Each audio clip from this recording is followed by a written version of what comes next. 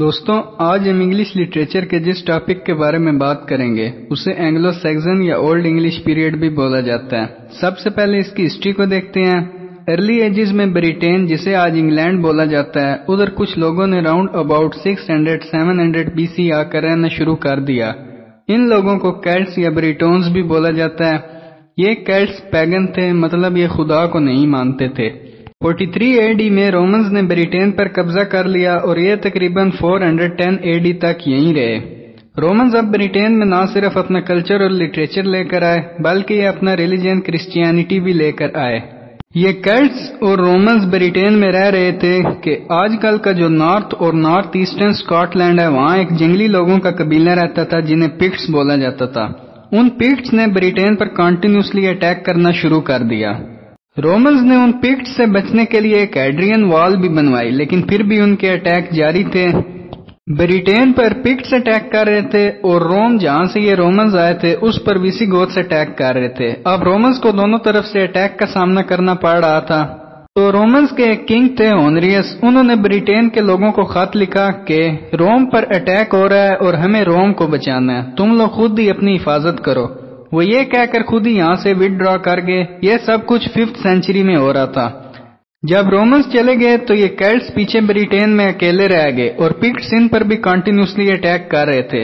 یہ کیلٹس اس قابل نہیں تھے کہ خود کو ڈیفینڈ کر سکتے، تو ان کیلٹس نے سوچا کہ کیوں نہ کہیں سے مدد لیں اور انہوں نے ایسے ہی کیا۔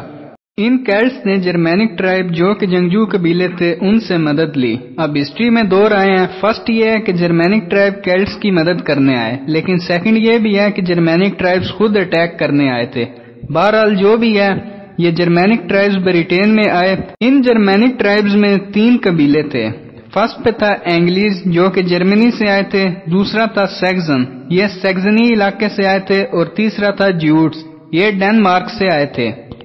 جرمینک ٹرائبز جب بریٹین میں آئے تو انہوں نے وہاں سے لڑ کر پکٹس کو بھگا دیا۔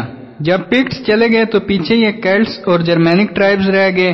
آہستہ آہستہ یہ دونوں ایک دوسرے میں مرج ہو گئے اور ان دونوں کی لینگویج سے جو ایک نیو لینگویج بنی تھی اسے ہسٹری میں اولڈ انگلش لینگویج کا نام دیا جاتا ہے۔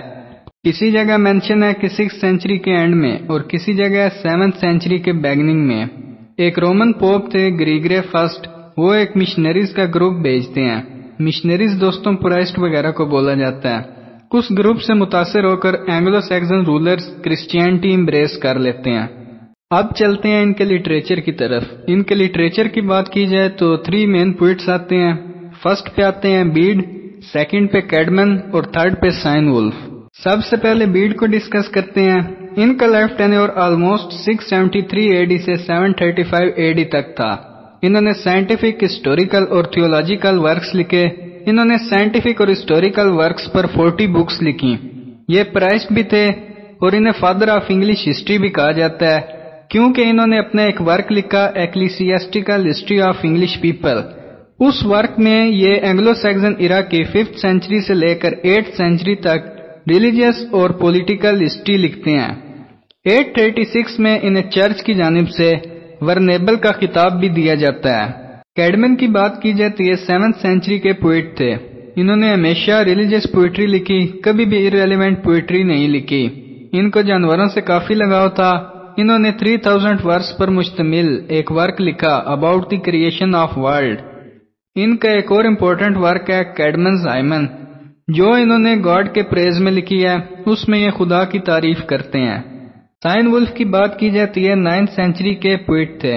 کیڈمن کی طرح انہوں نے بھی ریلیجیس ورک لکھا لیکن انہوں نے اینگلو سیکسن ایرا کی ہسٹری، نیچر اور ان کے ہیروز کے بارے میں بھی لکھا۔ یہ کامن لینگویج یوز کرتے تھے جس کا بینیفٹ یہ تھا کہ کامن پیپل اسے ایزیلی سمجھ سکتے تھے۔ ان کے فیمس ورکس میں آتا ہے کرسٹ، ایلینی، جولیانا، یہ تینوں ریلیجیس ورکس ہیں۔ اینگلو سیکسن ایرا کے لٹریچر میں ایک اور نیم بھی آتا ہے جنہیں الفریڈ دی گریٹ بولا جاتا ہے۔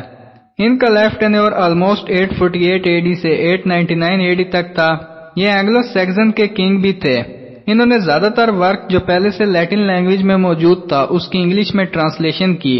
انہیں فادر آف انگلش پروز بھی کہا جاتا ہے کیونکہ انہوں نے پروز کی ابتدا کی۔ ان کا ایک امپورٹنٹ ورک ہے اے کوڈ آف لا، یہ انہوں نے خود لکھا تھا، کہیں سے ٹرانسلیٹ نہیں کیا۔ اینگلو سیکسن ایرا کے کچھ اور امپورٹنٹ ورکس ہیں like the battle of Maldon, the dream of the rood, Beowulf, یہ سب سے امپورٹنٹ ورک ہے، دا سی فیرر، دا وانڈرر۔ یہ ورکس تو موجود ہیں لیکن ان کے رائٹر ان نون ہیں۔ اب چلتے ہیں 11th سینچری کی طرف۔ 1066 میں بیٹل آف ہیسٹنگز ہوتی ہے اینگلو سیکسنز اور نارمنز کے بیچ۔ اینگلو سیکسنز کے کنگ تھے ہیرولڈ گوڈونسن اور نارمنز کی قیادت کر رہے تھے ولیم فرسٹ، جنہیں بعد میں ولیم دا کانکرر بھی کہا گیا۔ ولیم فرسٹ نارمنڈے سے آتے ہیں اپنے 7000 سولجرز کو لے کر۔ یہ سمندری راستے سے آتے ہیں اور بریٹین پر اٹیک کرتے ہیں۔ اس اٹیک میں اینگلو سیکسنز کے جو کنگ تھے ہیرولڈ گوڈونسن، ان کی ڈیتھ ہو جاتی ہے اور اس طرح اینگلو سیکسن ایرا کا اینڈ ہو جاتا ہے۔